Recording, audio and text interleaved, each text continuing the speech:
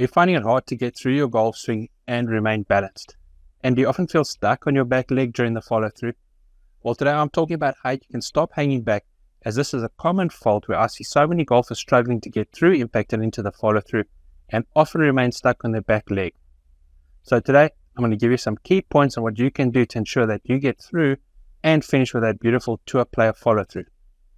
Start playing golf better than you imagined. Baker Golf. So what does it look like when we talk about hanging back in the golf swing? Hanging back means the hips move towards the target while the upper body tilts back, and you're in this awkward hanging back position. Now if you're hanging back often in your downswing, you'll be hitting a mix of fat shots, thin shots, and top shots, because this move changes the bottom of your arc. Generally happens when we're trying to lift the ball, trying to scoop it up into the air. And it happens because there's a tendency for the golfer to put the ball too far back in the stance.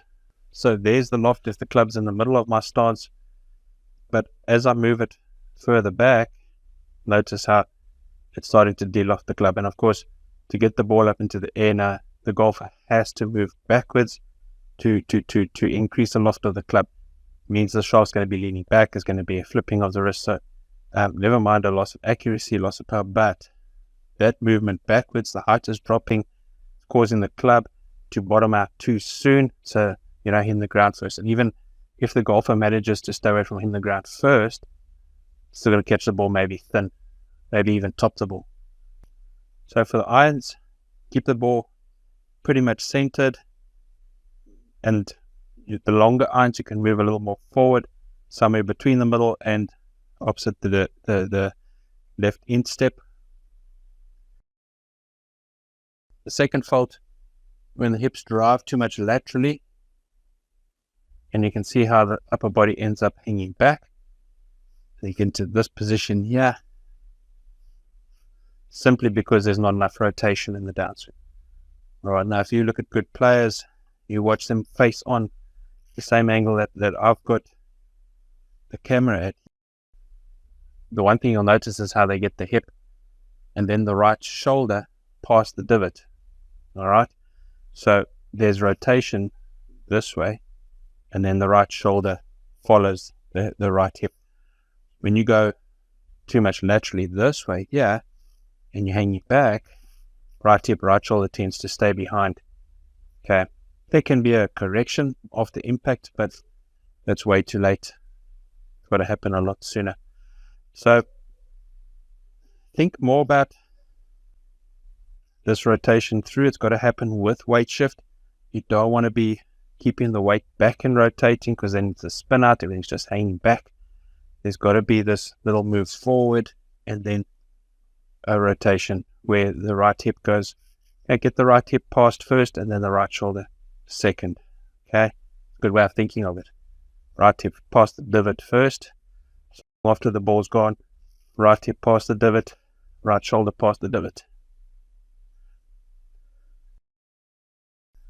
Right hip up past the divot, so there's impact. Then the right hip goes past the divot, right shoulder past the divot, so there's good rotation. Okay, so there's a couple of good drills. I think the first thing to help you with that rotation would be to fan the left foot out a little more. Definitely get that left foot flared out more. Okay, that's going to free up. Having it pointing straight forward like that there's going to restrict you, but having that flared out, there's more freedom to get this rotation. One way to avoid the hanging back is to take a 7-iron and just place the club against your right hip this far away from the wall.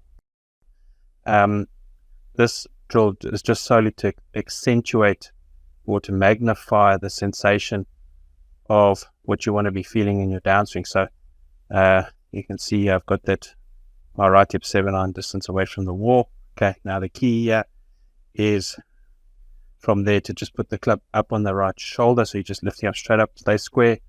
All right, and then turn, push the arms out. All right, so you get that left arm nice and straight. Now, you don't want to hit the wall on the way down.